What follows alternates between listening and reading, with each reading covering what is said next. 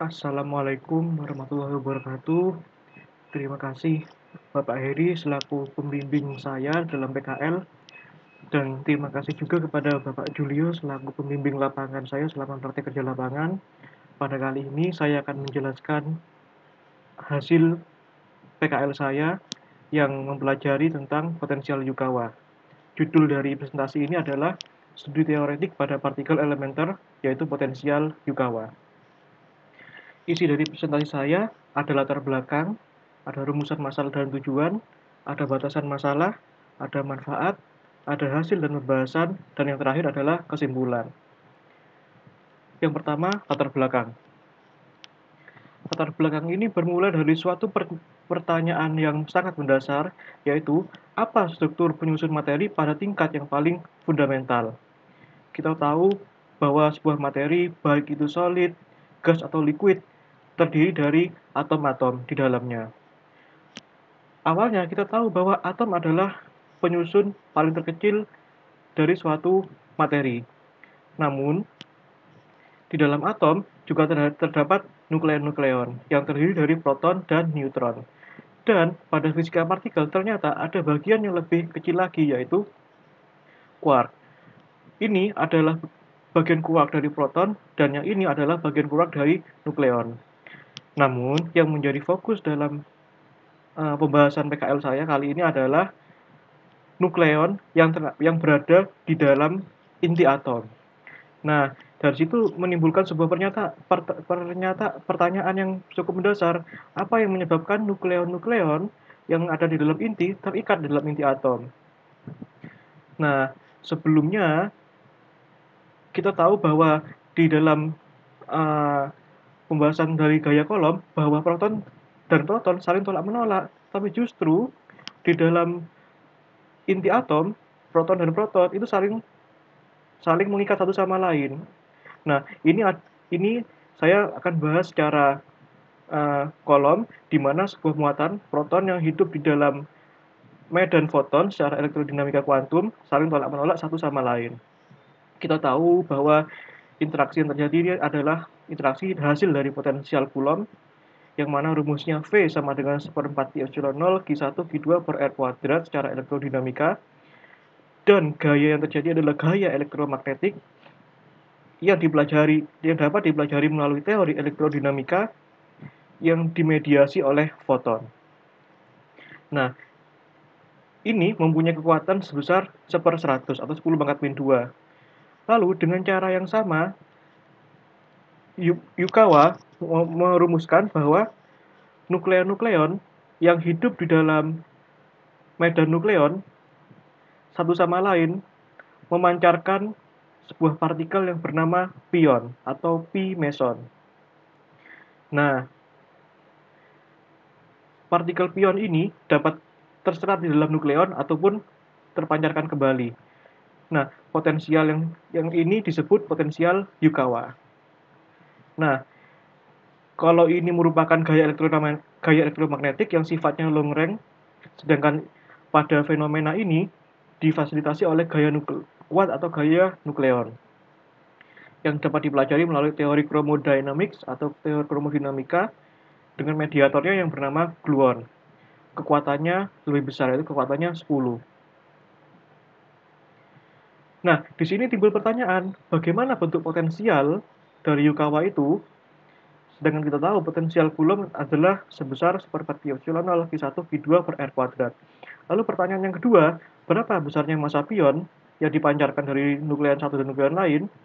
Nah, dari sini kita bisa menimbulkan rumusan masalah dan tujuan yang akan diangkat.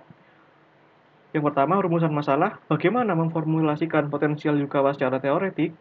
Yang kedua, berapa massa partikel meson yang terdapat di dalam nukleus, meson atau pi meson. Nah, tujuannya yaitu menurunkan formulasi potensial Yukawa secara teoretik. Yang kedua, mengetahui massa partikel meson yang terdapat dalam nukleus. Nah, batasan masalah yang digunakan, yang pertama, kita menggunakan pendekatan mekanika kuantum non relativistik yang dideskripsikan oleh bersama Schrödinger, dan mekanika kuantum relativistik menggunakan persamaan Dirac yang berlaku untuk meson dengan spin setengah. Yang kedua, Jarak inti yang diasumsikan adalah 2 femtometer. Nah, manfaat dari penelitian ini yang pertama memperoleh pengalaman PKL di LIPI, yang kedua menambah pengetahuan mahasiswa tentang potensial Yukawa, yang ketiga menambah pengetahuan dan keterampilan dalam mengolah data dan menyusun jurnal sekaligus sebagai persiapan menulis skripsi. Nah, yang berikutnya hasil dan pembahasan. Pembahasan ini dilakukan secara teoretik. Nah, bermula dari persamaan Schrödinger, yang mana bentuknya sebagai berikut. Suku pertama merupakan operator energi kinetik, suku kedua merupakan operator potensial, suku ketiga di ruas kanan adalah operator energi. Di mana kita dapat merumuskan relasi antara energi dan momentum secara relativistik sesuai persamaan 2. Yang besarnya E kuadrat sama dengan P kuadrat Y kuadrat ditambah M kuadrat Y pangkat 4. Dengan E dan P, energi dan momentum menurut mekanika kuantum yaitu didefinisikan melalui persamaan 3. E sama dengan I/2 per T merupakan operator energi, dan P sama dengan min I/H bar 16 sama dengan merupakan operator momentum. Kalau kita substitusikan persamaan 3 ke persamaan 2, didapatkan persamaan keempat yang mempunyai bentuk sebagai berikut.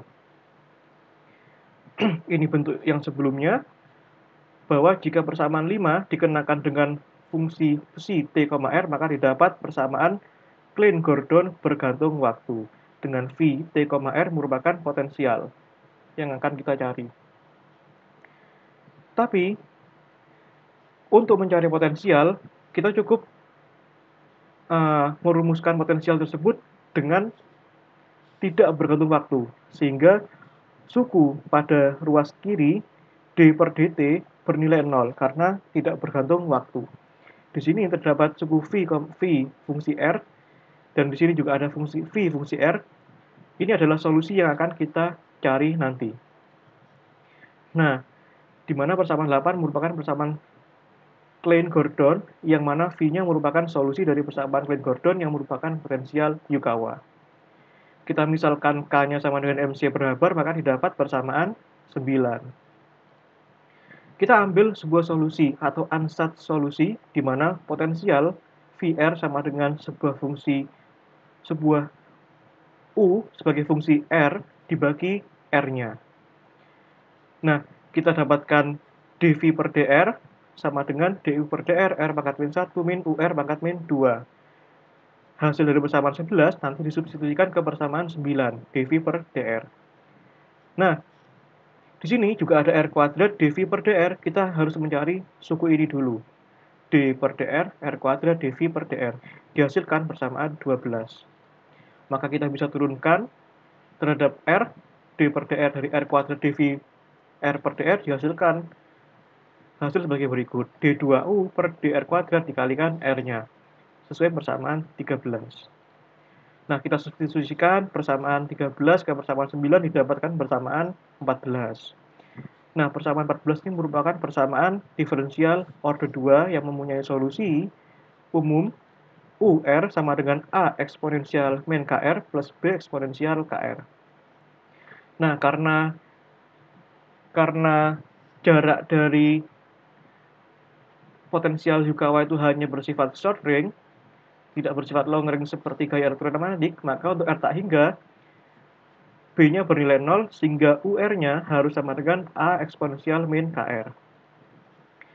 Nah, disubstitusikan ke persamaan 10, hasilnya sebagai berikut. Sesuai persamaan 17. VR sama dengan A eksponensial min KR per R. Di mana A itu merupakan min G kuadrat per 4pi, yang mana min G kuadrat merupakan coupling konstan yang nanti nilainya akan ditentukan secara eksperimen. Kita masukkan lagi definisi K sama dengan mc per Haber sehingga didapatkan persamaan berikut. Nah, kita definisikan bahwa R besar sama dengan Haber per mc, yang mana R besar ini nanti adalah jarak dari inti, jarak dari nukleon ke inti. Sehingga kita rumuskan lagi persamaan rumus potensial Yukawa secara umum sesuai persamaan 20, yang besarnya VR sama dengan min G kuadrat per 4pi eksponensial min R per R kecil. Nah, nanti R sama dengan Haber per MC akan kita gunakan untuk memperkirakan massa pion M. Nah, sehingga kita dapatkan bentuk dari potensial Yukawa sebagai berikut. Yang mana R ini adalah jarak dari inti. Yang mana bentuknya VR merupakan eksponensial minus. Sehingga ini adalah bentuk dari potensial Yukawa. Nah, dengan R-nya sama dengan H bar per MP kali C. Nah, selanjutnya kita bisa menggunakan persamaan sebelumnya untuk mencari massa pion. Nah, sehingga massa pion didapat MP sama dengan H bar per RC. Dengan H bar adalah 1,5 kali 10 pangkat min 34 dibagi R-nya, kita asumsikan 2 femto, sehingga 2 kali 10 pangkat min 15 meter, dikalikan kecepatan cahayanya. Sehingga didapat massa pion adalah 100 mega elektron volt per J kuadrat. Kita juga bisa mencari massa pion menggunakan ketidakpastian Heisenberg, yang mana ketidakpastian Heisenberg mempunyai bentuk delta E kali delta T harus lebih besar dari H bar. Dengan besar energinya, delta E sama dengan mp C kuadrat. Ini merupakan energi diam dari pion. Nah, kita menggunakan rumus GLB, rumus dari waktu sama dengan R, jari-jarinya dibagi kecepatannya, yang mana kecepatannya merupakan kecepatan cahaya. Nah, kita bisa substitusikan, kita bisa kaitkan persamaan 22, 23, dan 24 menjadi persamaan 25. Nah, maka kita dapatkan massa pion sama dengan H bar per RC. Bentuk ini sama seperti persamaan sebelumnya. Sehingga kita bisa selesaikan sesuai cara sebelumnya, massa pion adalah 100 mega elektron volt per J kuadrat. Yang terakhir adalah kesimpulan. Kesimpulan yang didapat bahwa potensial Yukawa mempunyai bentuk persamaan dan grafik sebagai berikut. Persamaannya sebagai berikut, grafiknya sebagai berikut. Yang mana jika R-nya sangat besar, maka potensial Yukawa mendekati 0. Nah, jika eksponensial min R per mc per H bar bernilai 0, maka kalau kita masukkan eksponen 0 sama dengan 1, maka hasil potensialnya akan mendekati potensial kolom lagi.